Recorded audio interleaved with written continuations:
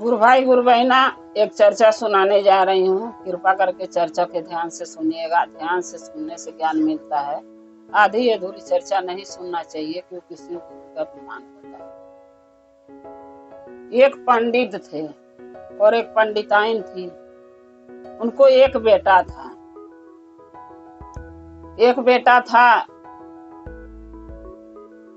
तो जब वो बेटा छोटे था, कले कले बड़ा हुआ तो पंडिताइन सोची और पंडित जी कि भाई लड़का का शादी ब्याह कर देना चाहिए, लड़का सियान हो गया है। तो पंडिताइन बोली कि हाँ ठीक है, शादी ब्याह तो करना ही चाहिए। तब उस लड़के के लिए लोग लड़की लगे ढूंढने। लड़की ढूंढे, लड़की मिली, तो उसी लड़की से उस लड़के के पंडिताइन अपने शादी कर दिए। तो जो बहू आई, तो बहू ऐसी आई कि मानो उसको काम धंधा करने से कोई मतलब नहीं रहता था। उसको एक ही चीज आदमी से रोज दिन लड़ाई करती थी कि भाई मुझे ये चाहिए वो चाहिए, जो मुझे चाहिए वो कीन के लाओ। और पंडित का लड़का बोलता था कि देखो मैं काम करता नहीं हूँ, कहीं बाहर कमाने जाता नहीं हूँ, घर में थोड़ा बहुत जो खेती गृहस्थी है वही करता हूँ। और मेरे पिताजी पंडित जी हैं, अब जहाँ जाते हैं कथा पूजा रोज रोज तो होता नहीं है कहीं भक्तों के घर। जिस दिन भी होता है उस दिन जाते हैं और कथा पूजा करते हैं। जो उनको सीधा और पैसे या दान दक्षिणा मिलता है वो ले आते हैं और ले आके मम्मी को दे देते हैं, जिसके वजह से नून तेल घर में नून रोटी चल रहा है। वो बोलती थी उसकी बीवी यानी पंडिताइन की बहू पंडिताइन के बेटे से कि इससे मुझे कोई मतलब नहीं है, हमें जो चाहिए वो चाहिए, तुम कहाँ से लाओगे ये सोचना तुम्हारा काम है। ये तो शादी से पहले सोचा होता कि शादी कर रहे हैं तो बीवी आएगी तो उसका डिमांड बढ़ेगा तो मैं कहाँ से दूंगा।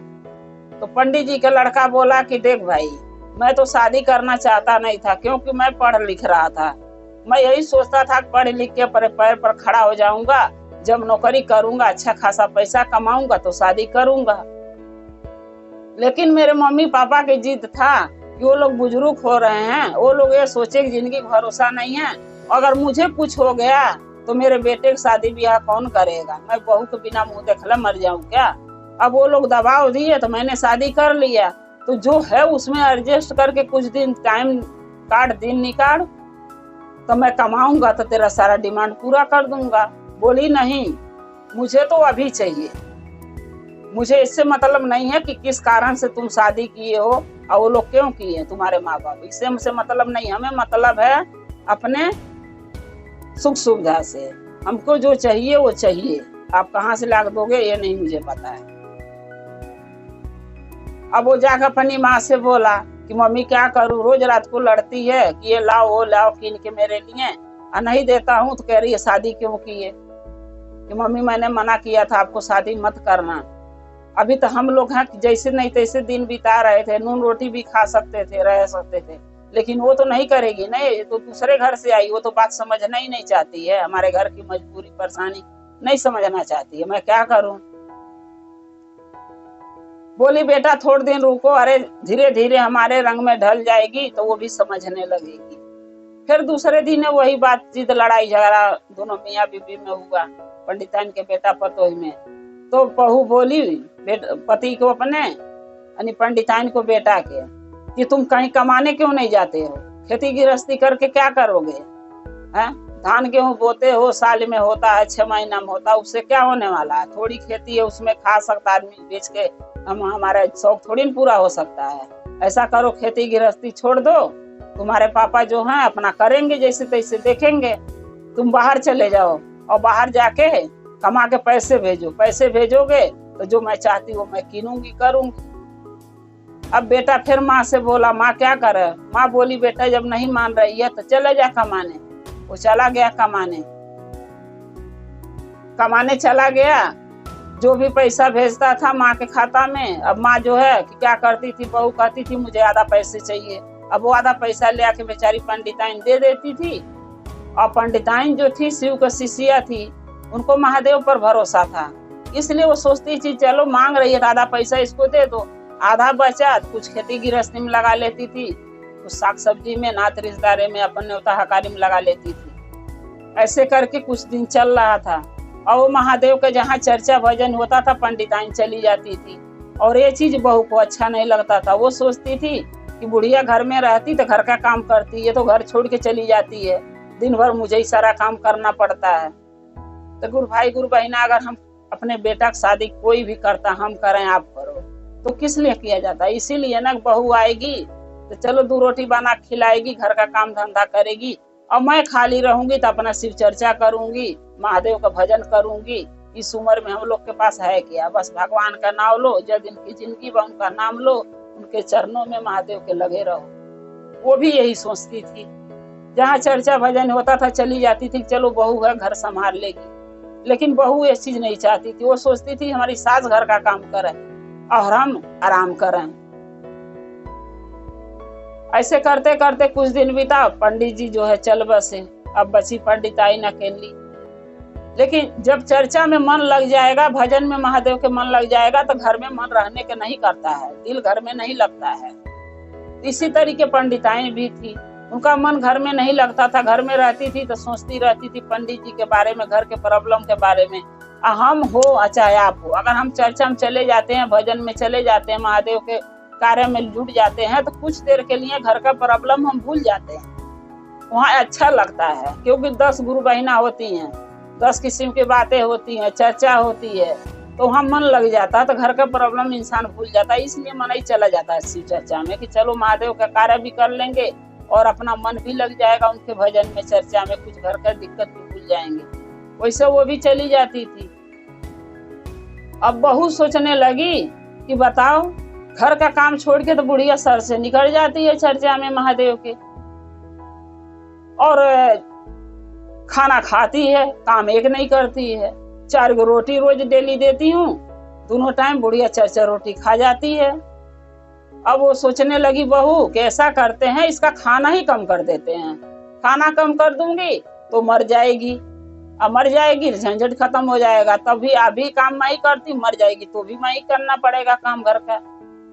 अब वो क्या करी, जहाँ 4 रोटी बुढ़िया के खाने को देती थी, 2 रोटी सुबह, 4 रोटी सुबह, 4 रोटी शाम को, वहाँ 3 रोटी कर दी। बोली 3 रोटी दूंगी इसको, 1 रोटी घटा दूंगी, न जांगर रहेगा न चर्चा में महादेव के जाएगी। तो गुरु भाई गुरु बहना देखिए, जो ज्ञान नहीं लिया, महादेव के शिष्य और शिष्य नहीं बने, उनके पास ज्ञान की कमी है, उनके पास ज्ञान है ही नहीं कि महादेव के चर्चा में, महादेव के भजन करने में, महादेव का पूजा करने में, उनसे दया मांगने में क्या आनंद मिलता है, वो क्या जानेंगे। जो इस लाइन में है वो ही जान सकते हैं, हम और आप जान सकते हैं, क्योंकि हमें पता है कि महादेव के चर्चा में, भजन में हमको क्या मिलता है। अरे कुछ नहीं मिलता है, धन दौलत नहीं चाहिए, बुद्धि ज्ञान तो मिलता है कि हाँ हमको किस तरीके महादेव के पूजा करना चाहिए, तो हमें महादेव अपने लोक में ले चलेंगे। तो उसके पास तो ये ज्ञान था ही नहीं, लेकिन पंडिताइन के पास था, इसीलिए वो चर्चा में जाती थी। अब जो 4 रोटी देती थी उसको 3 कर दी। अब पंडिताइन जो 4 रोटी पाती थी तो उसमें क्या करती थी, 2 रोटी महादेव के भोग में लगा देती थी और 2 रोटी वो खा लेती थी। अब जब बहू 3 ही रोटी कर दी देने लगी दूसरे दिन से, तो वो क्या करें, उसमें से 1.5 रोटी महादेव के भोग लगा देती थी और 1.5 रोटी पंडिताइन खा लेती थी। ऐसे करते करते फिर 2-4 दिन बीता। फिर पंडिताइन सुबह उठती थी, नहा धो के पूजा करके अब फिर चली जाती थी चर्चा, कहीं होता था। अब ऐसे करके फिर उसकी बहू सोची कि अभी जब 4 रोटी 3 रोटी कर दी तो भी बुढ़िया के जांगर कम नहीं हो रहा है, बुढ़िया का ताकत कम नहीं हो रहा, फिर भी बुढ़िया घर छोड़ के भाग जा रही है चर्चा में।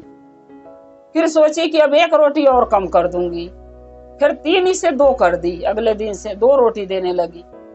जब 2 रोटी देने लगी तो पंडिताइन क्या करें, अब 2 रोटी में 1 रोटी महादेव के भोग लगा देती थी, बचता था 1 रोटी जो पंडिताइन खाती थी। फिर भी वो नहा धो के सुबह फिर चर्चा में चली जाती थी, क्योंकि उनका मन घर में नहीं लगता था। और सावन महीना में तो रोज डेली घर घर चर्चा हो रहे हैं, मंदिरों में हो रहे हैं, घरों घरों में हो रहे हैं, तो कोई गुरु बहना बुलाने आएगा जो इस लाइन में जो है शिव का शिष्य और शिष्य बना है, वो मना नहीं कर सकता और मना करना भी नहीं चाहिए। जो भी टाइम है अपना टाइम निकाल के महादेव के कार्य में जुड़ना चाहिए, तभी तो महादेव हमारे बारे में सोचेंगे कि हमारी शिष्या हमारे लिए कुछ तो कर रही है, धरती पर गई है तो अच्छा काम। अब जब 2 रोटी देने लगी तो 1 रोटी वो महादेव के जो है चढ़ा देती थी, भोग लगा देती थी, 1 रोटी खा लेती थी। अब फिर नहा धो के पंडिताइन चली जाती थी चर्चा में, फिर पतो ही परेशान, बुढ़िया फिर चली गई। इसका तो जांगर, इसकी ताकत और इसका हौसला कम हो ही नहीं रहा महादेव के लिए, ये तो बढ़ता ही जा रहा। खाना मैं कम कर दी फिर भी इसका जो हौसला टूट नहीं रहा है। फिर क्या करी, सोची कि अगले दिन से 1 ही रोटी दूंगी। अगले दिन से 1 रोटी देने लगी।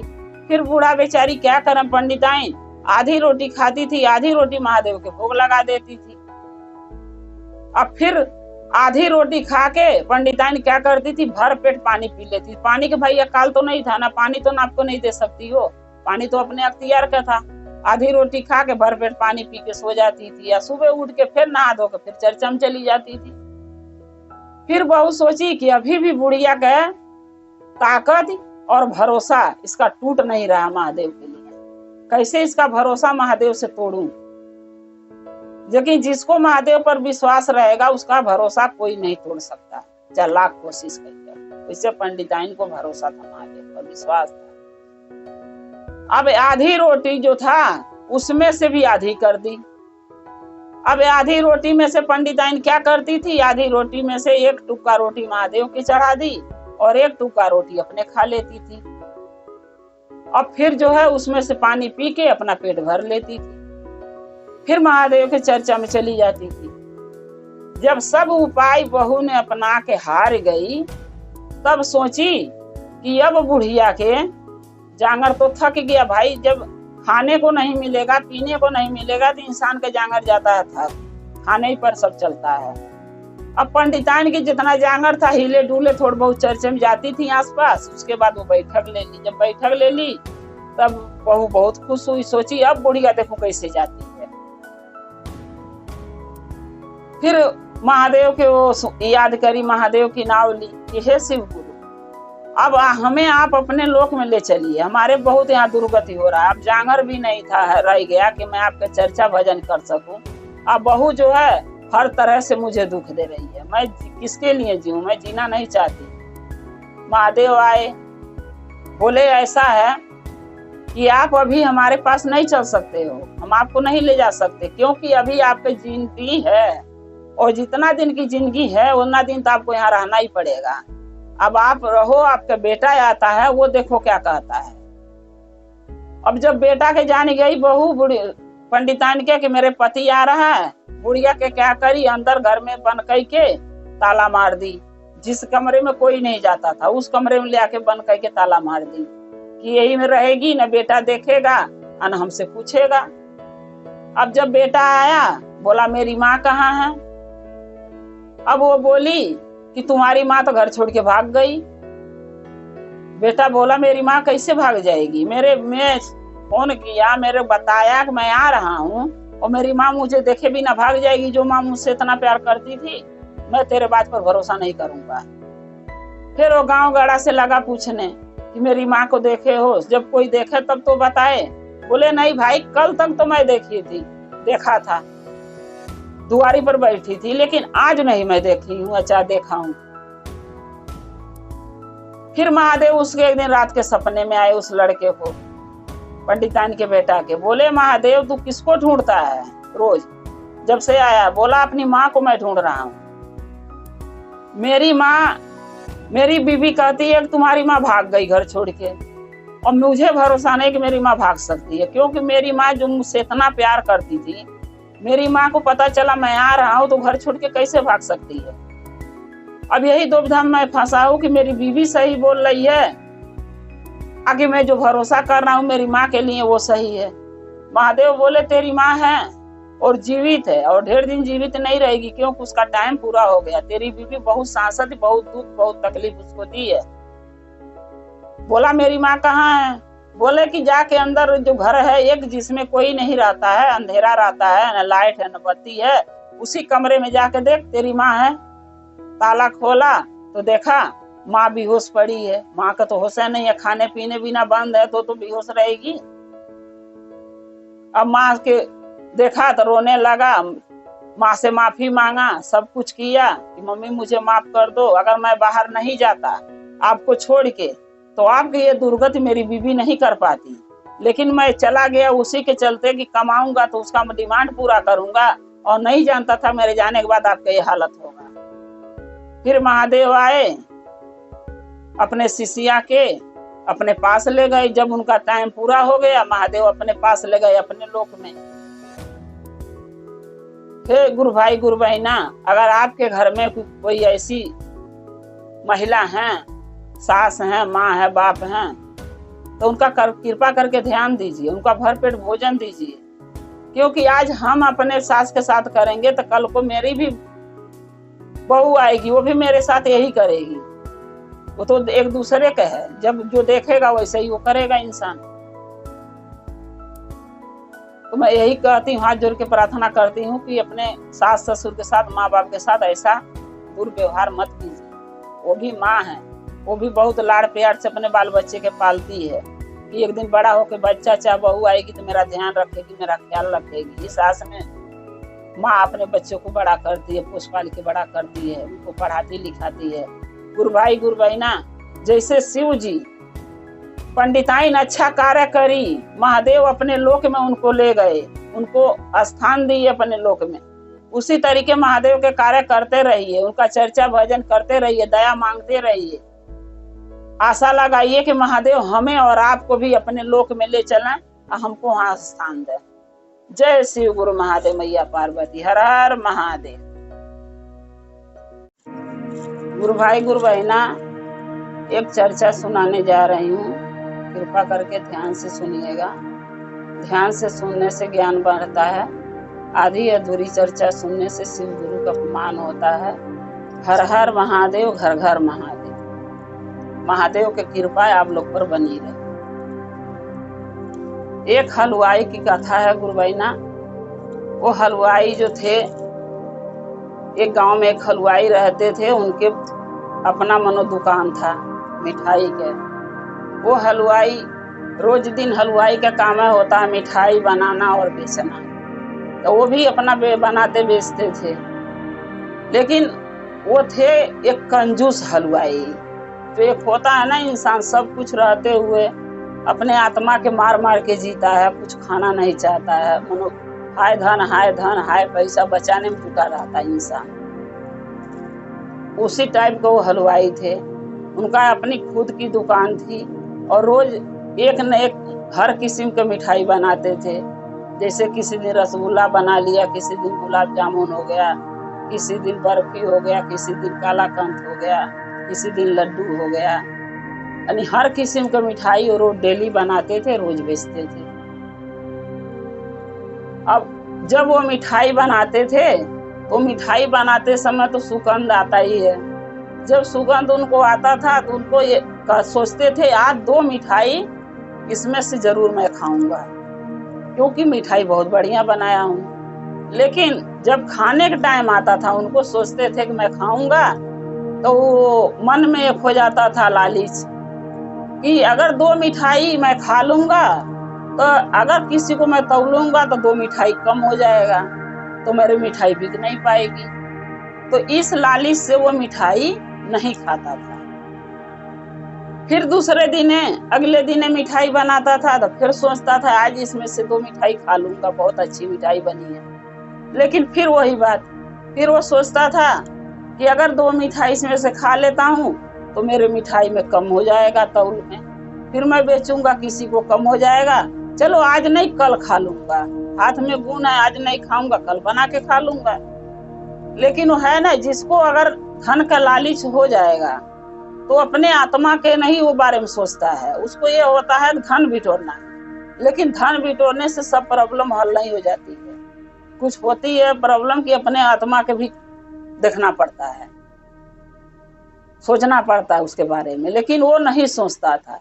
फिर अगले दिन बनाता था, फिर वही बात सोचता था, चलो आज 1 मिठाई नहीं 2 नहीं तो 1 जरूर खा लूंगा। लेकिन फिर जब खाने का समय आता था फिर वही विचार उसके मन में आता था कि अगर हम 1-2 मिठाई खा लूंगा तो मैं बेचूंगा कहाँ से, मेरी 2 मिठाइयाँ कम हो जाएंगी। फिर वो नहीं खाता था। मनो 30 दिन का उसका यही पेशा था।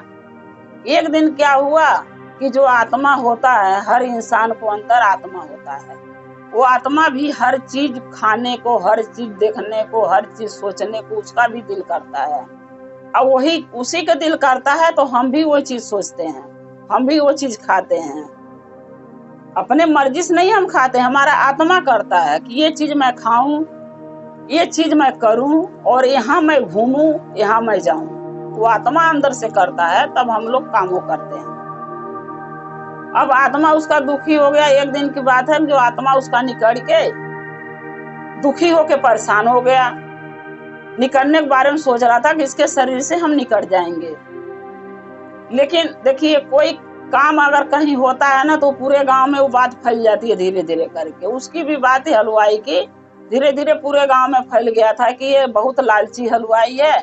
मिठाई तो एक से एक बनाता है लेकिन खाना नहीं चाहता है, इतना लालची है। कोई आ जाता दुआरी पर भिखारू भीख मांगने, कोई गरीब दुखी आ जाता, अगर वो कह देता था भाई हलवाई एक मिठाई दे दो, मुझे पानी पीना है, वो भी वो नहीं देता था। तो जो इंसान खुद के नहीं खाएगा, खुद के लिए नहीं कुछ सोचेगा करेगा, वो दूसरे के बारे में कभी नहीं सोचेगा। वही पेशा उसका हलवाई का था। वो खुद नहीं खाता था तो किसी गरीब को क्यों खिलाएगा, किसी भिखारी को एक मिठाई क्यों देगा? ऐसा तो कभी नहीं करेगा ना। ये बात धीरे धीरे महादेव तक पहुंच गई, हिमालय पर। महादेव पार्वती बैठे हुए थे हिमालय पर, पर्वत पर। वहां ये बात पहुंच गई। महादेव तो घट घट में वासी हैं, सबके देखते हैं, कौन क्या कर रहा है, कौन क्या बोल रहा है, कौन क्या सोच रहा है, वो तो सभी चीज को जानते हैं। जब महादेव ये चीज देखे, अपने नजर से भी देख लिए, सोचे कि बताओ ये हलवाई इतना लालची है कि एक मिठाई नहीं खा सकता। अब कोई दुआरी पर उसके चला जा रहा भीख मांगने, चाहे कोई गरीब, तो उसको भी एक मिठाई नहीं दे रहा तोड़ के कि चलो दे दूं एक मिठाई, वही खा ले, उसी के लिए दान पुण्य कर दूं। ये तो दान पुण्य करना ही नहीं चाहता है। लेकिन जो उसकी बीवी थी हलवाई की, वो महादेव की शिष्या थी। उसके अंदर दया, माया, प्यार, ममता हर चीज था। उसके अंदर न लालच था, न लोभ था। उसके अंदर यह था किसी गरीब के दुखियारी के दुख समझूं, प्रबलभ समझूं, किसी की मदद करूं, किसी की एक रोटी खिलाऊं, किसी को दान पुण्य करूं। उसके हलवाई की बीवी के अंदर यह था। क्योंकि गुरु बहना देखिए, हम लोग भी हो चाहे कोई भी हो, जब शिव चर्चा में आ जाता, शिव के गुरु बना लेता है, चर्चा में जाते हैं तो बुद्धि और ज्ञान सब मिलता है। घर में बैठने से कुछ नहीं मिलता है। तो वो चर्चा में जाती थी, उसको चर्चा सुनती थी, भजन गाती थी, सब चीज करती थी। उसको पता था कि दान पुण्य करना, इंसान के रूप में हम धरती पर आए हैं तो दान पुण्य करना बहुत जरूरी है। जब इंसान माँ के पेट में रहता है बच्चा, तो उसको कुछ नहीं पता होता है। लेकिन जिस दिन वो आने लगता है, माँ के कोख से बाहर आने के समय हो जाता है, उस दिन वो जब भगवान उसको भेजते हैं तो पूछते हैं धरती पर जाके तुम क्या करोगे? वो बच्चा क्या कहता है, मैं धरती पर जाऊंगा ना तो मैं आपका नाम लूंगा, आपका गुणगान करूंगा, आपका चर्चा भजन करूंगा। महादेव से ये कह के वो आता है। लेकिन धरती पर जब बच्चा आजाद गिरता है, जन्म लेता है, तो वो कहता है कहाँ, मतलब रोता है तो कहाँ करता है, तो मतलब कहाँ, मैं कहाँ आ गया और क्या आपसे कह के आ गया, मुझे कुछ नहीं पता है। तो धरती पर आने के बाद इंसान सब कुछ भूल जाता है, और वही सबसे बड़ी गलती इंसान के अंदर है। ठीक है, अगर हम भूल भी गए तो कहते हैं ना, जब जागो जब सवेरा। जागने का जब समय आ गया तो हमको जागना चाहिए, नींद से उठना चाहिए, महादेव के लिए कुछ करना चाहिए, कुछ सोचना चाहिए। इंसान के रूप में आए हैं तो कुछ अच्छा कर्म करने के लिए। लेकिन वो हलवाई जो था, ये बात वो नहीं सोचता था, लेकिन उसकी बीवी सोचती थी, क्योंकि महादेव की शिष्या थी, उसके पास बुद्धि था, ज्ञान था। तो जो महादेव की शिष्या थी हलवाई की बीवी, वो क्या करती थी, जब भी आती थी दुकान पे तो जो भी किस्म किस्म का हलवाई मिठाई बना के रखा रहता था, वो मिठाई में से वो महादेव के भोग लगाती थी। लेकिन आप लोग ये सोचेंगे गुरु बहना, ये मिठाई उसको मिलता कहाँ से था? जब वो इतना लालची हलवाई था, ये खुद नहीं ये वो खाता था, तो भोग लगाने के महादेव से कहाँ से देगा? जिस महादेव में वो भरोसा ही नहीं, विश्वास ही नहीं करता था, उनके लिए भोग लगाने के लिए कहाँ से देगा? तो गुरु बहना वो देता नहीं था।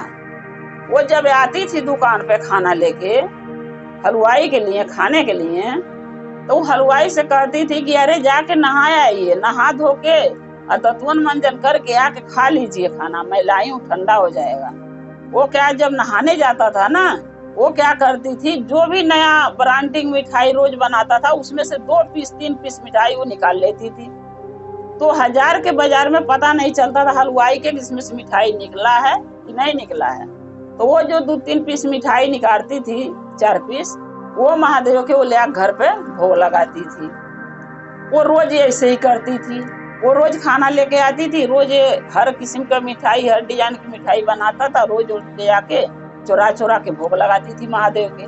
और महादेव चुपे चुपे सब हिमालय पर्वत से देखते थे कि हमारी शिष्या हमारे लिए चोरी कर रही है, अपने पति से झूठ बोल रही है और चोरा के लाके हमें भोग लगा रही है। तो गुरु बहना, अगर घर में एक आदमी भी पूजा पाठ महादेव का करेगा, महादेव की चर्चा में रहेगा, तो भी महादेव सोचते हैं कि अगर ये कुछ करी है तो इसके परिवार के नहीं ढेर थोड़ा जरूर मदद करना चाहिए। वो भी सोचते हैं बात को। तो जब महादेव देखे तो वो सोचे, पार्वती से बोले कि हे पार्वती, मैं पृथ्वी लोक पर जाना चाहता हूँ। पार्वती बोली क्यों? बोले एक भक्त है, हलवाई है, जिसकी मैं परीक्षा लेने जाना चाहता हूँ। वो बोली क्या परीक्षा? तो महादेव देखिए ना पार्वती, महादेव बोले देखिए पार्वती, वो इतना लोभी, इतना लालची है, एक भी मिठाई वो खाता नहीं है, सब मिठाई बेच देता। उसका आत्मा दुखी हो गया है उसके अंदर रहते रहते, कि कोई चीज वो खा पी नहीं पा रहा उसका आत्मा। बोली ठीक है जाइए। अब महादेव आए पहले साधु के भेष में, सोचे कि देखें हमके कुछ देता है, दान पुण्य करता है कि नहीं करता है। जब साधु ग्रुप में आए, बोले हलवाई से कि बच्चा एक मिठाई अगर हमें दे देते तो हमें बहुत, सुबह से मैं भूखा हूँ और भीख मांगा हूँ, कहीं मिला भी नहीं है और फकीर आदमी हूँ, एक अगर मिठाई दे देते तो मैं खा लेता और थोड़ा पानी पी लेता, तो थोड़ा पेट में मुझे कुछ हो जाता तसल्ली। हलवाई बोला कि बाबा अभी तो मिठाई में बनाने के लिए कढ़ाई चढ़ाया हूँ भट्टी पर, जब वो दूध पकेगा तभी तो मिठाई बनेगा। ऐसा कीजिए आप 1 घंटे बाद आइए। अब महादेव सोचे कि लोग कहते हैं कि बड़ा लालची है, लेकिन ये तो 1 घंटे के बाद बुलाया, मिठाई जरूर मुझे देगा ये। महादेव बोले, यानी साधु बोले ठीक है 1 घंटे में मैं आऊंगा, लेकिन मेरी मिठाई रख देना। बोला हाँ बाबा 1 घंटे में आप आइए, आपको मिठाई मिल जाएगी। वो बोल के चले गए महादेव यानी साधु। और जब 1 घंटे के बाद वो लौट के आए तो बोले बच्चा मिठाई दे दो, थोड़ा मैं पानी पी लूं। तो हलवाई क्या कह रहा, बाबा अभी तो मिठाई बना के और मैं ताजा ताजा मिठाई फ्रिज में रखा हूँ, थोड़ी सी टाइट हो जाने दीजिए, बहुत नरम है, हाथ में उठाने से टूट जा रही है, उठा के दूंगा तो टूट जाएगा, थोड़ा टाइट हो जाएगा ना तो आप आना तो मैं दे दूंगा, आप 2 घंटे बाद आना है आप। अब महादेव सोचे, बड़े चक्कर में पड़ गए। बोले ये तो मुझे गोल गोल घुमा रहा है, चलो 2 घंटे के बाद आके देखता हूँ। फिर 2 घंटे के बाद आए, बोले बच्चा अब तो मिठाई दे दो, मेरा खाने का बहुत मन कर रहा है। हलवाई कह रहा बाबा थोड़ा सा आप लेट हो गए, अगर थोड़ा पहले आ जाते ना तो आपको मैं मिठाई जरूर दे देता। मैंने तौल के बेच दिया बाबा मिठाई, 1 पीस निकाला था, लेकिन जब वजन किया ना 1 ग्राहक आए थे तो उनको 1 पीस कम हो गया, तो वो पीस का मिठाई जो आपके लिए रखा था मैंने उसमें डाल के बेच दिया। अब महादेव बहुत चक्कर में पड़ गए, बताओ इसने 2 बार मुझे बुलाया, दोनों बार मुझे बेवकूफ बना दिया। अब महादेव सोचे किसको सबक सिखाना हलवाई के बहुत जरूरी है, अगर ये सीखेगा नहीं तो सुधरेगा ही नहीं। तो कभी कभी होता है ना गुरु बहना, अगर बच्चों के भी सुधारना तो थोड़ा सा कठिन कदम उठाना पड़ता है। हम हो चाहे आप हो, अपने बच्चों को भी सही रास्ता दिखाने के लिए थोड़ा सा टाइट होना पड़ता है। वैसे महादेव हैं, अपने भक्तों के लिए अगर थोड़ा टाइट होना उनको पड़ता है तो कोई गलत बात नहीं। अब वो भी क्या किए महादेव, सोचे इसको अच्छा रास्ता दिखाना जरूरी है। क्या किए कि उसका जो आत्मा था वो हलवाई के, वो आत्मा को निकाल के मिठाई पर डाल दिए। जब मिठाई पर डाल दिए तो आत्मा मिठाई के लिए तो बहुत तरसा हुआ था, बहुत भूखा हुआ था, कितना दिन से, महीना, सालों, 2 साल से। अब किसी की आत्मा के हम अपनी ही आत्मा कितना मार मार के रखेंगे तो वो भी तो परेशान होगा। जब मिठाई पर हलवाई की आत्मा निकाल के महादेव डाल दिए, अब वो मिठाई पसंद से वो आत्मा खा रहा है। हलवाई जो था अब वो सोया था, सोया ही रह गया। आत्मा रहेगा तब तो उठेगा, वो उठा ही नहीं। अब जब उसकी बीवी खाना लेके गई, बोली कि खाना खा लो, जगा रही है, वो जगी नहीं रहा है। अब महादेव बोले आत्मा को कि अरे उसकी बीवी आ गई, अब तो तुम मिठाई खा चुके हो, ऐसा करो अब तो शरीर में प्रवेश हो जाओ। वो रो रही है, चिल्ला रही है, जगा रही है, नहीं जग रहा हलवाई, अब तो चले जाओ। आत्मा को बोले अब चलो यहाँ से, शरीर में प्रवेश हो, उसको हम डाल देते हैं। आत्मा बोला नहीं महादेव, हम नहीं जा सकते। क्यों?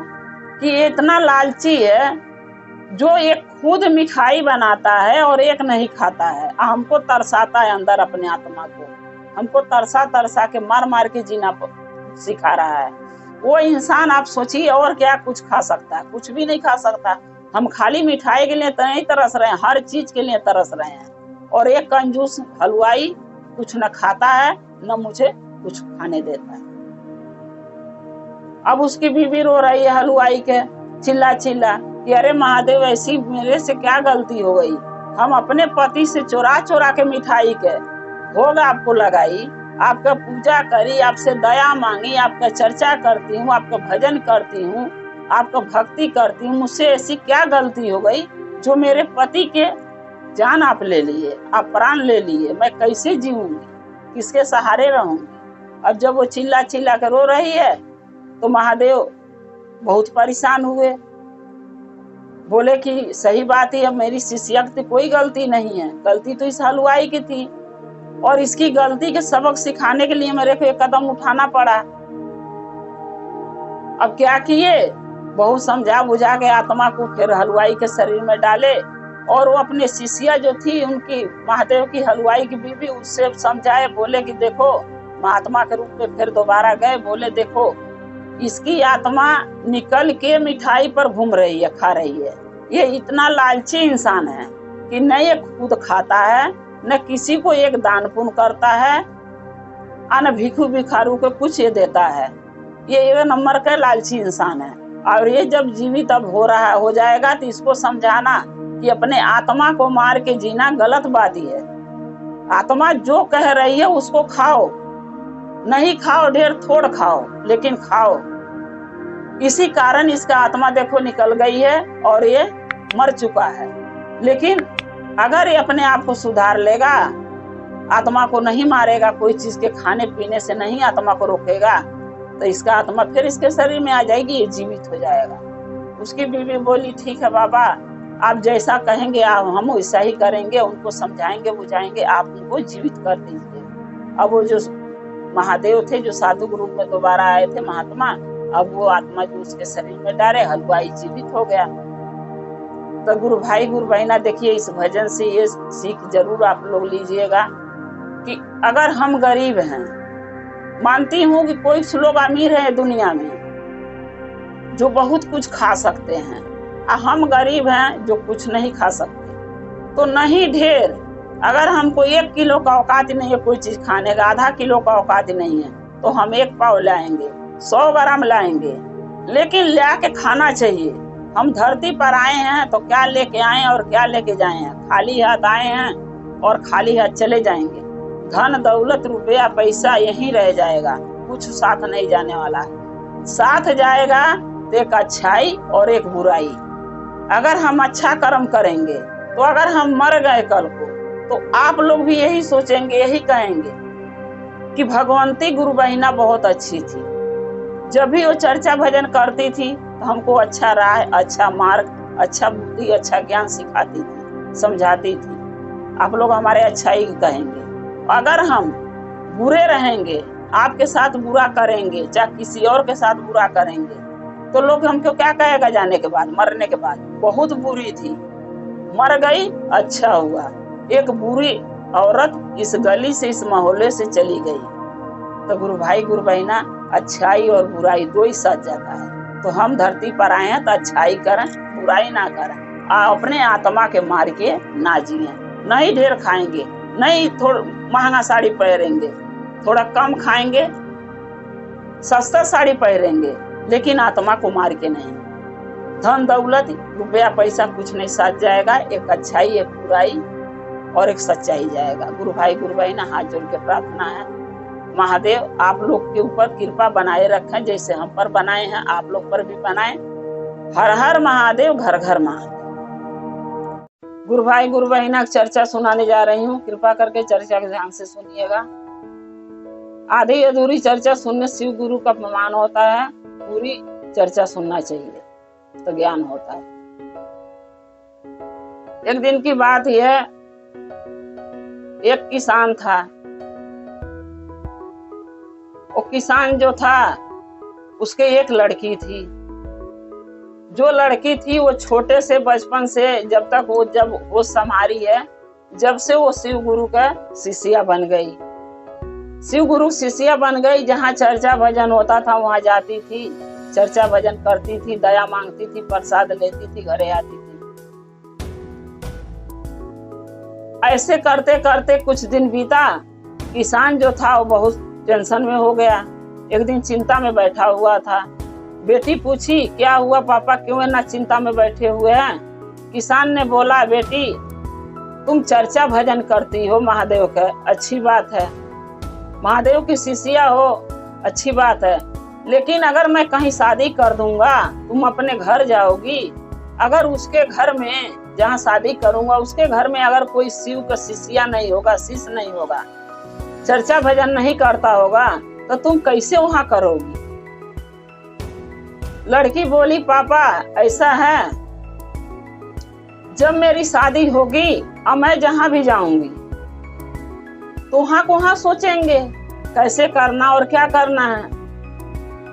आप क्यों चिंता कर रहे हैं? आप चिंता मत कीजिए मेरा, ये अभी बहुत दूर की बातें हैं। अभी सोचने से कोई फायदा नहीं है। अभी तो मैं जो चीज कर रही महादेव के बारे में, चर्चा भजन और दया मांग रही हूँ, मुझे करने दीजिए।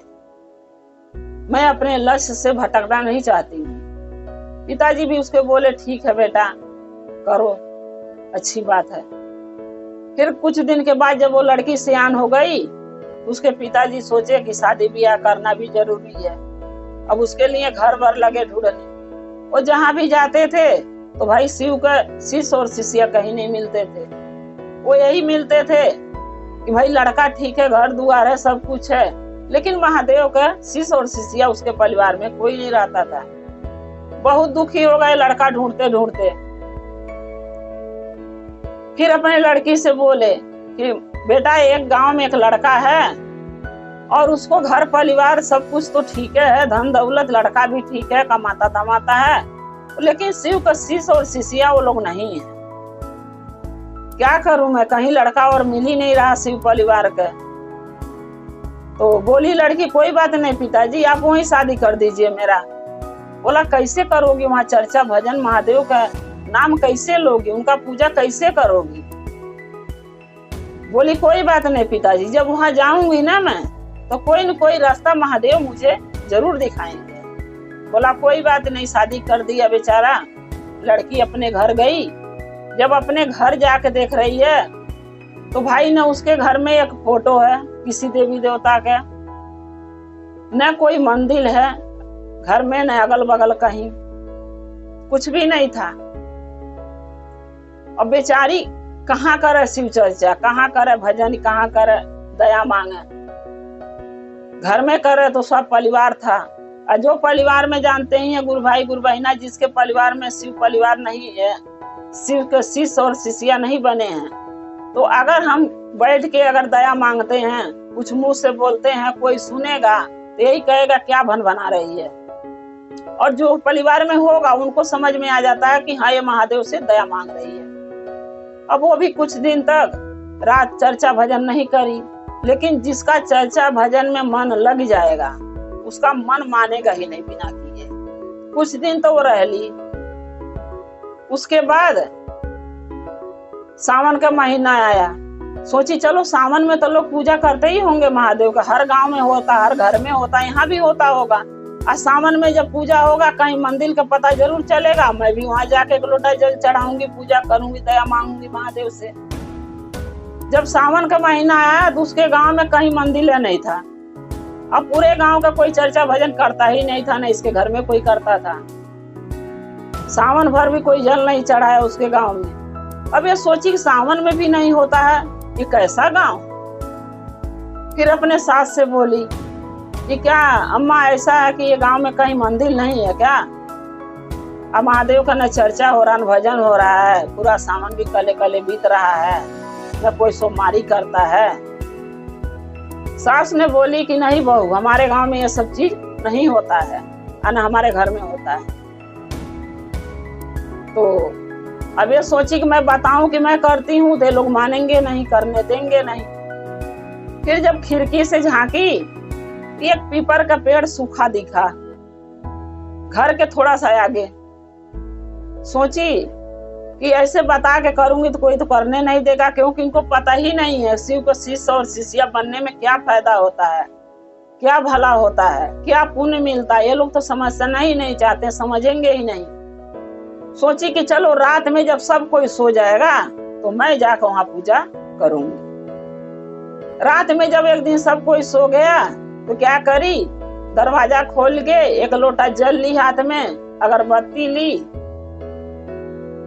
और चली गई महादेव के, दिया ली और चली गई महादेव के लिए पूजा करने पीपर के पेड़ के लगे।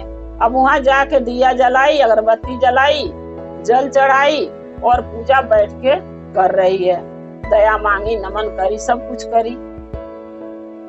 ये सब करने में कुछ तो टाइम लग ही जाता है, लग गया उसको भी टाइम। जब वो आने लगी सोची चलो सब कोई सोया, मैं घर में जाकर अपना सो जाऊं। आने लगी तो उसका सास एक दिन देख गई, बोली तो नहीं उसको कुछ। सोची कि चलो एक दिन और देखूंगी तो टोकूंगी कि कहाँ ये रात को जाती है।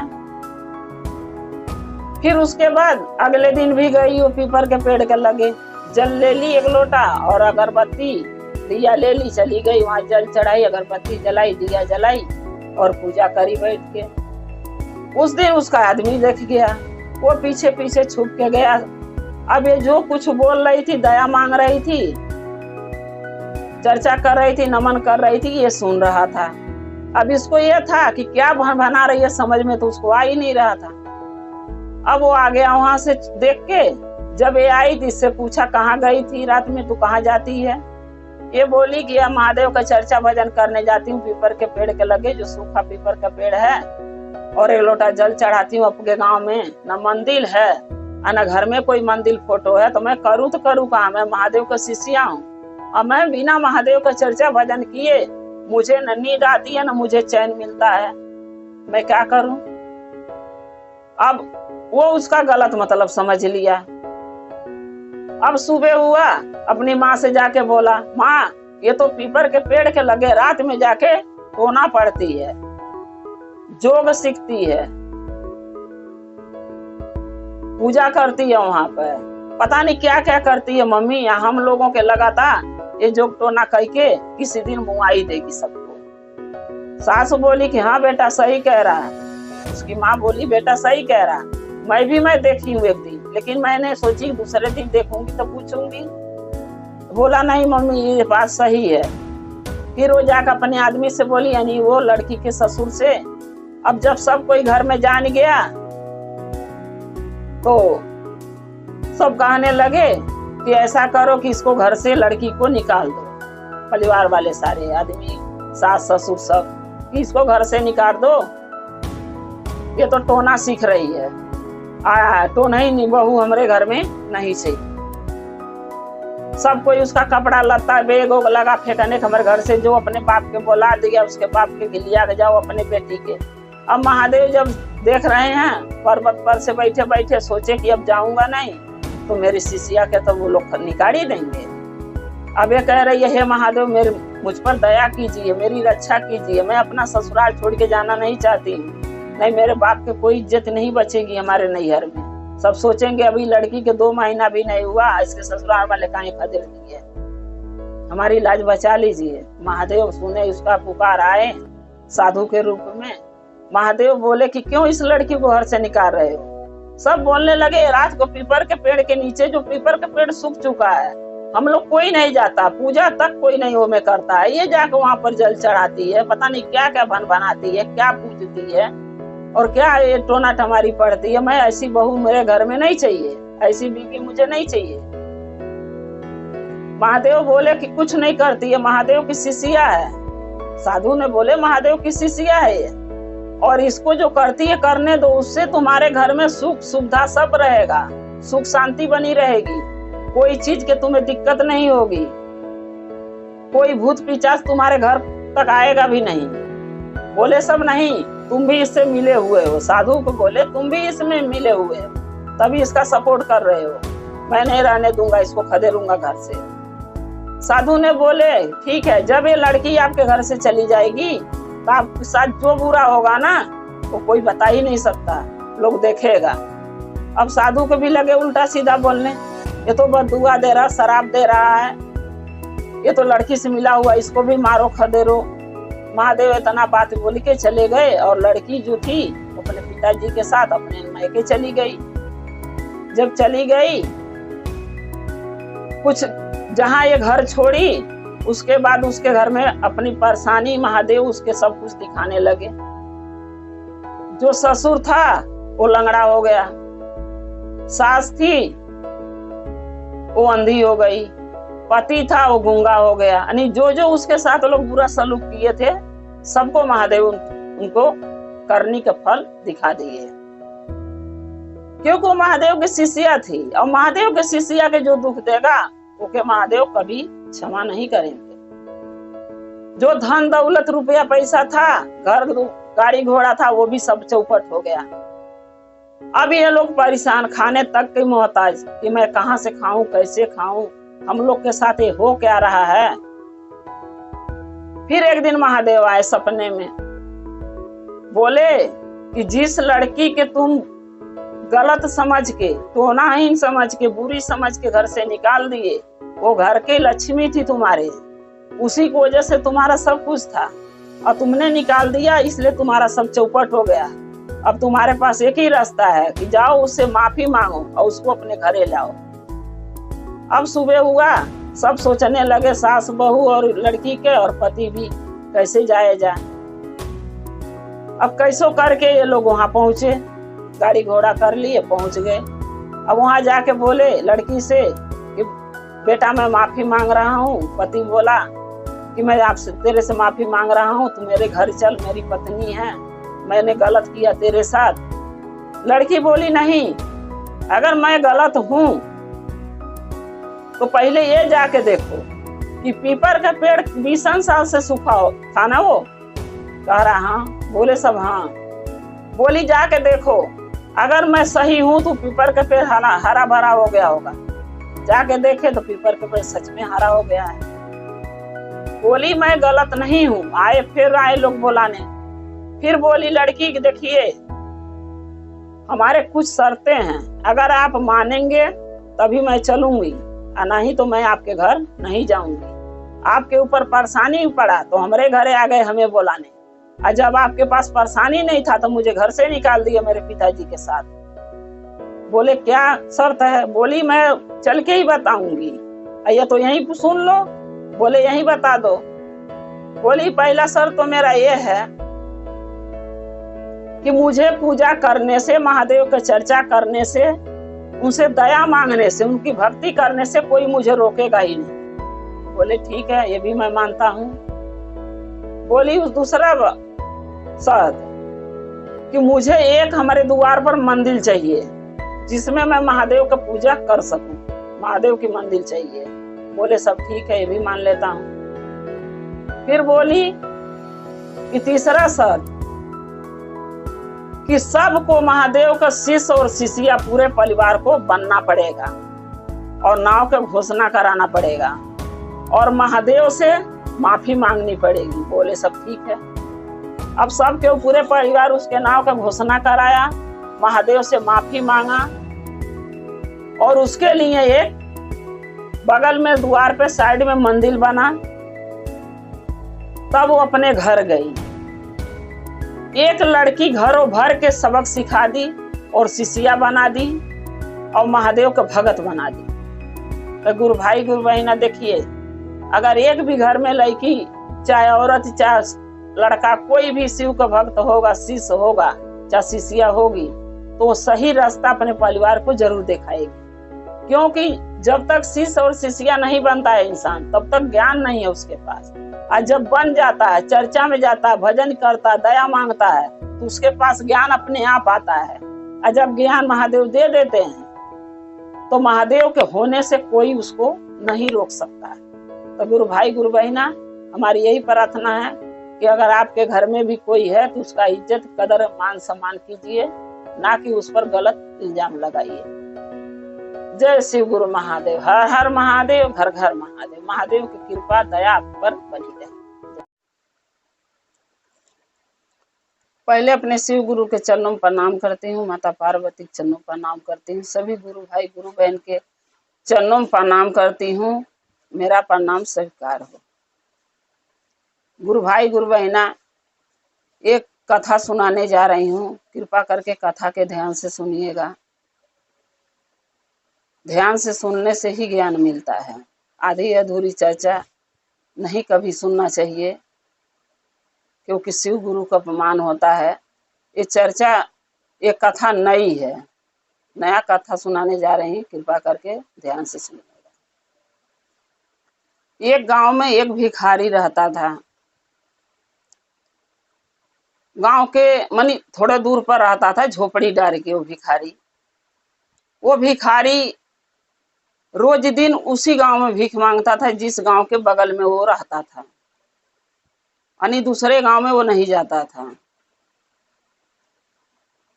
रोज डेली उसी गांव में भीख मांगता था। आप लोग तो जानते ही हैं कि कोई भी भिखारी अगर रोज डेली दरवाजे पर आए तो कोई न कोई कुछ न कुछ तो कहता ही है। तो उसको भी बहुत से लोग बहुत कुछ सुनाते थे कि ये रोज डेली यही भीख मांगने दरवाजे चला आता है, सुबह सुबह उठो तो इसी को देखो द्वारे पर। कोई मारता था, कोई गरियाता था, कोई खदेड़ देता था। तो वो भिखारी यही कहता था कि जो जैसा करेगा वैसा पाएगा और पूत भतार के आगे आएगा, मतलब बेटा के और आदमी के आगे आएगा। तो जब ये बात वो कहता था तो कुछ लोग तो ऐसे थे जो गुरु भाई गुरु बहना, तो वो लोग कहते थे कि ये तो गाली दे रहा है, ये तो उल्टा बोल रहा है, हमारे आदमी के हमारे बेटा के बदुआ दे रहा है। लेकिन वो ऐसा वो कुछ नहीं कहता था, वो समझने का फेर था। उसका कहना में था कि अगर हमारे साथ भला करोगे और किसी और के साथ भी भला करोगे तो तुम्हें भलाई मिलेगा। अगर मुझे मार रहे हो, पीट रहे हो, खदेड़ रहे हो, मेरे साथ बुरा कर रहे हो, तो तुम्हारे साथ भी बेटा के और आदमी के साथ बुरा ही होगा। लेकिन उसकी बातें कोई समझ नहीं पाता था। सभी कोई के मन में यही होता था, लेडीजों के खास करके, कि ये तो मेरे आदमी के, मेरे बेटे को बददुआ दे रहा, गाली दे रहा है, ये तो मारना चाहता है उनको जान से, इसीलिए ऐसे ऐसे बोल रहा है। तो एक औरत थी, 2-4 दिन तो भिक्षा दी, लेकिन किसी आदमी ने रोज रोज अगर दरवाजे पर कोई भिखारी आएगा तो वही बात होता है कि इंसान उल्टा सीधा जरूर सुना देता है, जो कि नहीं सुनाना चाहिए। क्योंकि दरवाजे पर अगर कोई आए, नहीं ढेर तो थोड़ा ही दे दो, अच्छा नहीं है तो हाथ जोड़ के कह दो कि हे बाबा, हे महात्मा, आगे बढ़िए, मेरे पास कुछ भी नहीं है, वो चला जाएगा। लेकिन किसी को मारना, किसी को उल्टा बोलना, किसी को गाली देना, ये गलत बात है। लेकिन ये बात कोई नहीं समझता है, अभी भी कोई नहीं समझता है। तो वो औरत 2-4 दिन जब भिक्षा दे ली, तीसरे दिन जब वो भिखारी उसके दरवाजे फिर गया तो उसको गुस्सा आ गया। तो गुस्से में सोचने लगी कि इस भिखारी को कोई न कोई तो उपाय करना पड़ेगा ताकि ये दरवाजे मेरे ना आए। तो भाई अब उसके मन में एक ही विचार आया कि ये जीवित रहेगा तो मेरे दरवाजे तो आएगा ही रोज, इसको हम मार देते हैं। अब वो औरत के मन में आया कि हम इसको मार देते हैं। तो अगर वो शिव गुरु का शिष्या होती, महादेव का भक्त होती, तो ये विचार उसके मन में नहीं आता, क्योंकि शिव गुरु का शिष्या बनने से और उनके पूजा पाठ करने से, उनका चर्चा में जाने से कुछ ज्ञान इंसान को मिलता है। वो ज्ञान ये मिलता है कि किसी के साथ हम बुरा करेंगे तो हमारे साथ भी बुरा होगा, इसलिए बुरा नहीं करना चाहिए। तो वो नहीं थी शिष्या, इसलिए उसके पास ज्ञान नहीं था। वो सोची कि ये भिखारी को जहर ले आके मोटी रोटी बना के और उसी में दे देते हैं, खाना ही मांगता है, खाने के लिए दे देंगे, खा लेगा तो मर जाएगा। लेकिन वो कहते हैं गुरु भाई ना कि जो दूसरे के लिए गड्ढा खोदता है तो उसके लिए कहीं कुआं खोदा होता है। तुम गड्ढा में किसी के ढके लोगे तो तुम्हारे लिए कहीं भगवान कुआं खोदे होंगे तो तुम भी उसी में गिरोगे। लेकिन यही बात तो समझने का फेर है, किसी को समझने में बहुत टाइम लग जाता, कोई जल्दी समझ लेता है। वो औरत को यही मन में था कि अगर हम जहर मिला के रोटी बना के एक मोटी सी उसको दे देंगे तो भिखारी खाएगा तो मर जाएगा। अब पूरे जो गांव है इसके मांगने से मुक्त हो जाएगा, न ये रहेगा न किसी के दरवाजे मांगने जाएगा और न बेटा बता के गाली देगा। उसको मन में यही था। बस वो क्या करी, जहर कीन के लाई और मोटी रोटी बना के और उसी में डाल के आटा में मोटी रोटी बना के रख दी। बोली आज भिखारी आएगा तो यही रोटी मैं उसको खिलाऊंगी। अब वो भिखारी मांगते मांगते उसके दरवाजे फिर पहुंच गया। बोला बच्चा अगर कुछ है तो खाने के दे दो, रोटी वोटी सब्जी रोटी, हमें बहुत तेज से भूख लगी है, मैं सुबह से कुछ खाया नहीं हूँ। अब इससे अच्छा मौका उस औरत के लिए कहाँ मिलेगा। अब उसने सोची कि चलो ये खिला देती हूँ भिखारी को। वो क्या करी, मोटी रोटी लाई और बोली बाबा यही एक रोटी के लिए मेरे पास आटा था और आपके लिए ये रोटी खास तौर पर बनाई हूँ और आप इस रोटी को खा लीजिए। तो वो भिखारी बोला कि बच्चा ऐसा करो, मेरे को रोटी दे दो, मैं ले लेता हूँ और जाके अपने मड़ैया में खाऊंगा।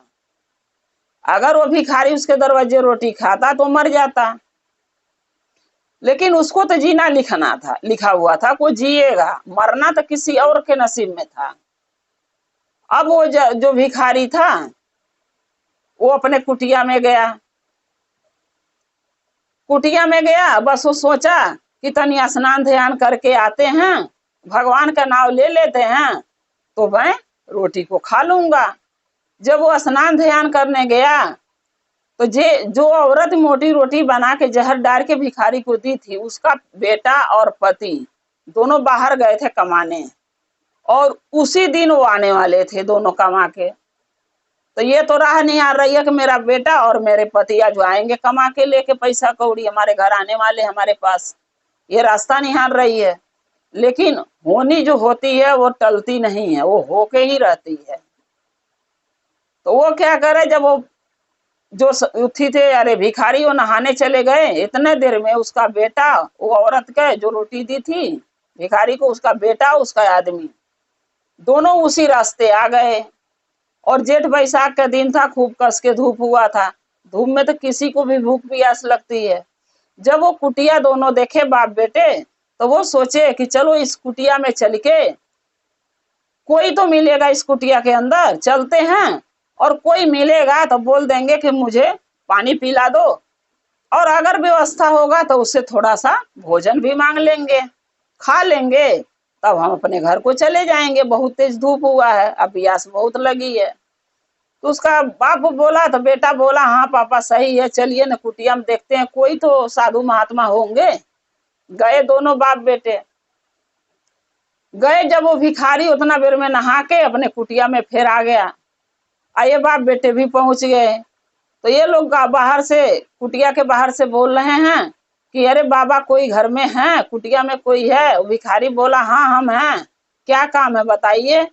ये लोग दोनों बाप बेटे बोले कि अरे बाबा, मुझे बहुत भूख लगा है और प्यास भी लगी है। हम लोग पैदल आए हैं और भूख प्यास से बहुत तड़फड़ा रहे हैं। क्या आप एक लोटा पानी हमको जल्द पिला सकते हैं? भिखारी बोला, हाँ जरूर, क्यों नहीं पिलाऊंगा, आइए कुटिया में आप आइए। कुटिया में बुलाया, दोनों गए, बैठाया और दोनों को पानी पिलाया। जब दोनों पानी पी लिए तब वो सोचने लगे। फिर वो भिखारी से पूछ रहे हैं कि अरे बाबा, कुछ खाने की भी भोजन मिल सकती है क्या? भिखारी बोला, हाँ बच्चा मिलेगा, जो होगा मैं आप लोगों को जरूर खिलाऊंगा। तो लड़का उसका बोला कि बाबा दे दो ना, बहुत तेज से भूख लगी है।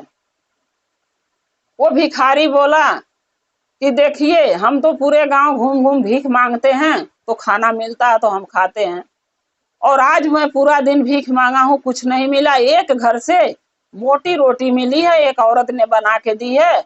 बोली बालकिन की बाबा मेरे द्वार पर बैठ के खा लो। मैं वहां खाया नहीं, मैं बोला अपने कुटिया में जा रहा हूँ और नहा धोआ के भगवान का नाम ले लूंगा, फिर मैं खा लूंगा, तो मैं वही मोटी रोटी लाया हूँ। अगर अगर बुरा नहीं आप लोग मानो, खा सको तो मैं दे रहा हूँ, खा लो। अब दोनों भूखे थे, बोले हाँ हाँ दे दो।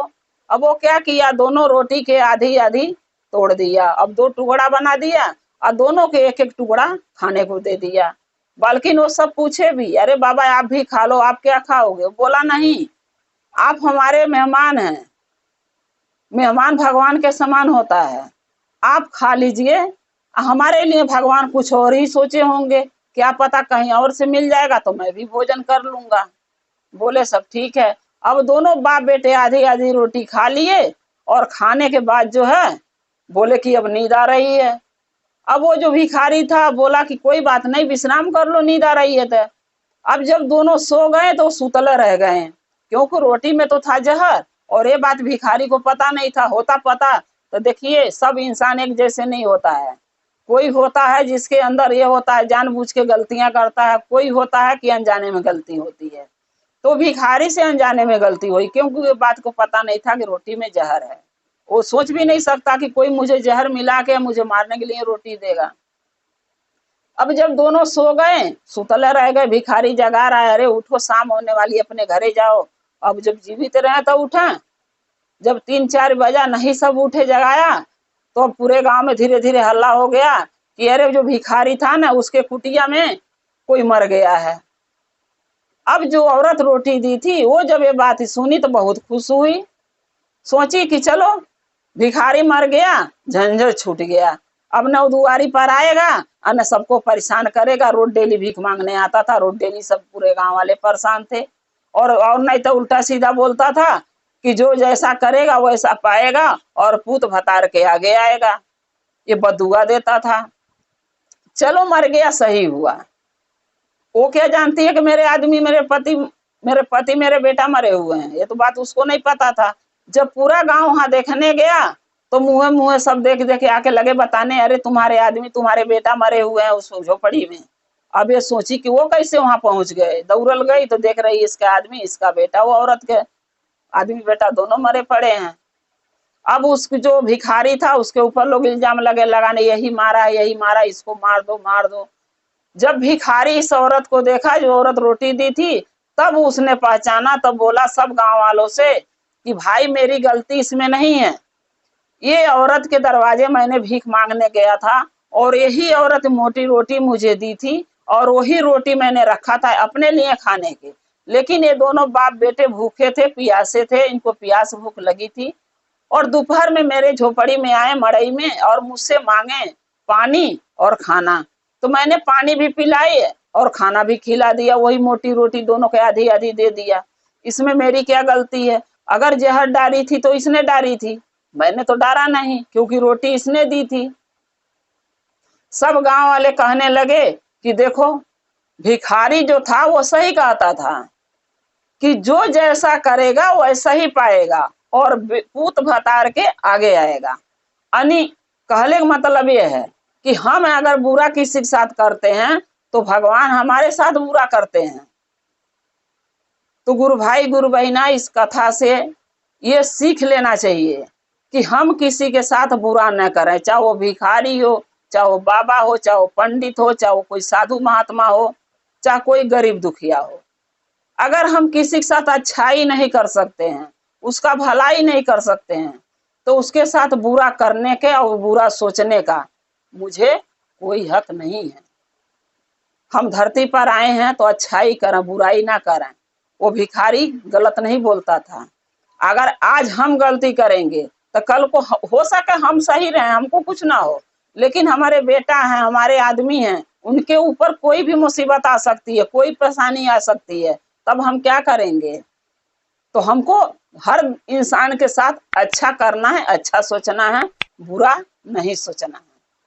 जय शिव गुरु महादेव, हर हर महादेव, घर घर महादेव। गुरु भाई गुरु बहना, एक चर्चा सुनाने जा रही हूँ। कृपा करके चर्चा के ध्यान से सुनिएगा। ध्यान से सुनने से ज्ञान मिलता है। आधी अधूरी चर्चा नहीं सुनना चाहिए, क्योंकि शिव गुरु का अपमान होता है। और ये नया चर्चा है, कृपा करके चर्चा के ध्यान से सुनिए। एक राजा रहला। एक राजा थे जिनके 4 बेटी थी। 4 बेटी थी, जो सबसे छोटी बेटी थी वो शिव गुरु के शिष्या थी। वो बचपन से शिव गुरु के शिष्या बन गई थी और बचपन से उनका चर्चा भजन दया मांगती थी, पूजा पाठ करती थी। और जो 3 बहन और थी जो उनसे छोटी वाली से बड़ी थी, वो सब शिव के शिष्या नहीं थी। एक रोज राजा जो थे वो अपने 4 बेटियों के बुलाए सभा में। 4 बेटियों से एक ही प्रश्न पूछे। बोले, बड़ी वाली बेटी से बोले कि बेटी ये बताओ, तुम किसके अंश से खाती हो और किसका कमाया हुआ खाती हो? तो बड़ी वाली बोली, पापा मैं आपके अंश से खाती हूँ, आपकी कमाई हुई खाती हूँ। बीच वाली से पूछे, वो भी यही बात बोली कि मैं आपके अंश से खाती हूँ, आपके कमाया हुआ धन खाती हूँ। तीसरे नंबर वाली से पूछे, वो भी वही बोली कि मैं आपके अंश से खाती हूँ, आपका कमाया हुआ खाती हूँ। सबसे जो छोटी वाली थे उससे राजा पूछे कि बेटी आप किसके अंश से खाती?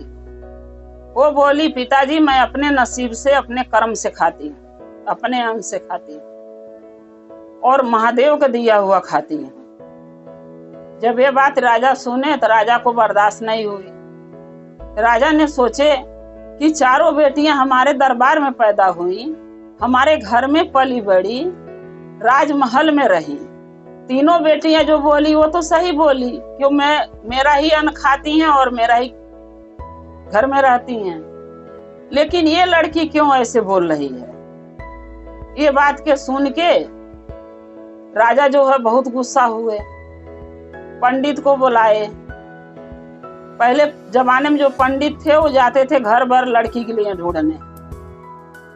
तो पंडित को बुलाए, बोले कि पंडित हम 4 लड़कियों के अपना शादी करना चाहते हैं और कहीं अच्छा लड़का हो तो बताना, लेकिन 3 लड़कियां की शादी मैं राजा के घर में करना चाहती हूँ, राजा के लड़का से, कहीं राजा होकर उन्हीं के लड़का शादी करूंगा मैं। लेकिन एक लड़की जो सबसे छोटी है, इसको एकदम गरीब घर में करना चाहती हूँ, एक भिखारी से, ताकि जिसके पास न घर हो, न रहने का ठिकाना हो, न पहनने का कपड़ा हो, न खाने का कोई व्यवस्था हो। पंडित ने बोला ठीक है भाई, पंडित का तो काम है राजा की बात सुनना, वो क्या कर सकता। वो बोला ठीक है। जब पंडित गया घर द्वार कहीं ढूंढने, तो 3 लड़कियों के लिए जो घर ढूंढा वो राजा का घर ढूंढा, जहां पर नौकर चाकर, गाड़ी घोड़ा, घर बंगला, नौकर चाकर, हर चीज के सुविधा था, पैसा कौड़ी के। 3 लड़कियों के लिए अच्छा घर भर ढूंढा।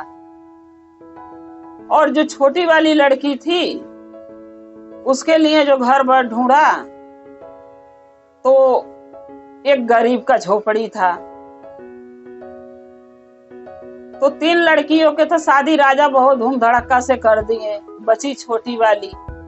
छोटी वाली के जब पंडित गया घर द्वार देखने, तो वो एकदम गरीब था, झोपड़ी था रहने के लिए। तो देखा पंडित कि मंदिर है, एक मंदिर के लगे एक भिखारी बैठा हुआ है और कुछ दूर पर एक झोपड़ी था। तो जो भिखारी था उसी झोपड़ी में रहता था और एकदम वो गरीब था और कोहरी वोहरी सब फूटा था, उसके खून बह रहा था, मवाज बह रहा था, न वो चल पा रहा था ज्यादा, थोड़ा बहुत निवरे निवरे चलता था और न चल पाता था न कहीं कमा पाता था। जब पंडित का नजर उस भिखारी पर पड़ा, मंदिर के लगे देखा, तो भिखारी ने पूछा, अरे पंडित ने पूछा वो भिखारी से कि भाई तुम कहाँ रहते हो? भिखारी ने बोला कि पंडित जी आगे जो मड़ैया देख रहे हैं वो मेरा ही है, मैं उसी में रहता हूँ। पंडित ने पूछा और घर में कोई है? बोला नहीं, मैं अकेला ही हूँ। तो भाई कैसे तुम्हारा गुजारा चलता है, रोटी रोजी कैसे चलती है? तुम्हारे तो कोर फूटा हुआ, तुम्हारे तो हाथ गोड़ से खून निकल रहा, मवाज बह रहा, तुम तो इस हालत में कहीं कमा भी नहीं सकते। वो भिखारी बोला कि पंडित जी मैं कहीं कमाने नहीं जाता हूँ, क्योंकि मेरे पास ताकत नहीं है मेरे पास कि मैं कमाऊं, और मैं इस मंदिर के लगे इसलिए आग बैठता हूँ कि कोई भक्त आएगा, पूजा करेगा और पर प्रसाद देगा, उसी से खा के अपना दिन गुजार लूंगा। पंडित बोले ठीक है। पंडित इतना बात सुन के जाके राजा से बोले, राजा जी आपके छोटी बेटी के लिए मैंने लड़का ढूंढ लिया है। राजा बहुत खुश हुए, बोले कहाँ ढूंढ लिए? पंडित ने सारी बात बताई कि मंदिर जो है गांव के बाहर, उस मंदिर के बगल में एक कुटिया है, उसी कुटिया में एक भिखारी रहता है जिसको कोढ़ी फूटा है और हाथ गोड़ से पीप और मवाज बह रहा है, खून बह रहा और मक्खियां भन-भना रही हैं, कोई उसके पास नहीं जाता है। मंदिर के बगल वो आके बैठा रहता है, कोई भक्त जाते हैं पूजा पाठ करते हैं तो उसको पर प्रसाद दे देते हैं, वही खा के वो गुजारा करता है। राजा ने बोला ठीक है, हम अपनी लड़की के शादी उसी से करना चाहता हूँ। पंडित बोले कि राजा साहब एक बात पूछूं? बोले राजा पूछो। पंडित ने बोले राजा साहब सब तीनों बेटियों की शादी आप ऐसे अच्छे अच्छे घर में किए, राजा महाराजा घर में किए, और ये छोटी वाली बेटी के साथ ऐसा अन्याय क्यों? राजा ने बोला पंडित जी आप नहीं समझते हो, ये छोटी वाली जो मेरी लड़की है ये कह रही है कि मैं अपने नसीब से खाती हूँ और भगवान महादेव का दिया हुआ खाती हूँ, और रहती है मेरे बंगले में, मेरे कोठी में, मेरे राजमहल में, और नाम लेती है महादेव का। तो बताइए मैं इसको इसीलिए गरीब के घर शादी करना चाहता हूँ कि देखता हूँ कि महादेव इसको कैसे रखते हैं, कैसे इसके सुख सुविधा का सामान देते, ये कैसे जीती है एक गरीब के घर में।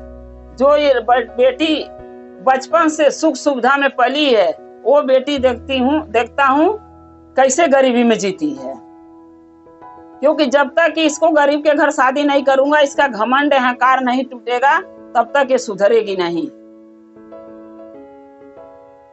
तो पंडित ने बोले ठीक है, तो फिर उन्हीं के साथ कर दीजिए जो भिखारी है। राजा बोले ठीक है। अब भिखारी से बातचीत किए, भिखारी को दूल्हा बनाए, लोग लड़की के शादी किए। जब लड़की अपने घर गई तो ये सोच के गई, महादेव से यही मांग के गई कि हे महादेव, मैं आपका पुजारन हूँ, आपका शिष्या हूँ, आपका भगत हूँ, अगर आपके पूजा भक्ति करने से मेरे पिताजी नाराज होकर एक भिखारी के साथ शादी करना चाहते हैं, वो कोढ़ी के साथ जिसको कोढ़ी फूटा है, तब मुझे ये रिश्ता मंजूर है। मैं आप ही के सहारे उस कोढ़ी के साथ शादी कर रही हूँ। हमारी रक्षा, हमारी इज्जत ये आपके हाथ में है। ये कह के लड़की जो है शादी कर ली कोढ़ी से, कोढ़ी के घर चली गई। अब कोढ़ी बेचारा क्या करे, वो भी बहुत दुखी कि अपनी बीवी को न मैं कमा के खिला सकता हूँ, न उसको सही कपड़ा लत्ता, न सही घर द्वार दे सकता हूँ। वो भी बेचारा दुखी था। और ये लड़की जो गई अपनी हिम्मत अपना आपा नहीं खोई। ये जब झोपड़ी में गई क्या करी, मट्टी लाई, एक शिवलिंग बनाई महादेव के, और उसी पर पूजा, जल, फूल जो भी मिलता था उसको फूल पत्ती उस पर चढ़ाती थी, महादेव का पूजा करती थी, महादेव का भक्ति करती थी, और यही आस में करती थी कि एक न एक दिन महादेव मेरे दुख और मेरी परेशानी जरूर दूर करेंगे। अब वो पूजा भक्ति 30 दिन महादेव का करती थी। करते करते उसके घर में न खाने के न पीने का, हर चीज का उसको लगा दुख होने। गांव वाले भी राजा ने डुगडुगी पिटा दिया कि मेरी लड़की छोटी वाली गांव में किसी के घर कुछ मांगने आए तो उसको देना नहीं। अब वो लड़की किसी के घर कुछ मांगने भी नहीं जा सकती थी कि किसी से मांग के मदद मांग के खा पिए चाहे अपने आदमी को खिलाए। खाली एक महादेव का सहारा था उसके पास। एक दिन महादेव हिमालय पर्वत पर बैठे थे और सारी परेशानी अपने शिष्या के देख रहे थे। तो पार्वती से बोले महादेव कि हे पार्वती, मैं पृथ्वी लोक पर जाना चाहता हूँ आज। पार्वती बोली क्यों? तो मेरी एक शिष्या है, जन्म तो ली वो राजा के घर में, पली बड़ी राजा के घर में, लेकिन मेरी शिष्या होने के नाते राजा ने उसकी इतनी बड़ी सजाई दे रखा है कि जो ऐसे इंसान से शादी कर दिया जो कोढ़ी है, जो कमा नहीं सकता, खिला नहीं सकता, उसके पास कोई जाता नहीं है, उसका देह महकता है, उसके खून चू रहा है, पीप चू रहा है। अब उस कोढ़ी के साथ वो लड़की रह रही है हमारी शिष्या एक झोपड़ी में, और उसके घर में खाने पीने का हर चीज की तंगी चल रही है। गांव में भी कोई नहीं दे रहा क्योंकि राजा मना कर दिया। अब मैं जाता हूँ उसका सहायता करने। पार्वती बोली ठीक है, आप चलेंगे तो हम काहे पीछे रहेंगे। अगर आपकी शिष्या है तो मेरी भी तो शिष्या है, मैं भी तो जाके उसका परेशानी में उसका सहायता उसका मदद कर सकती हूँ। महादेव बोले ठीक है, चलिए चलते हैं।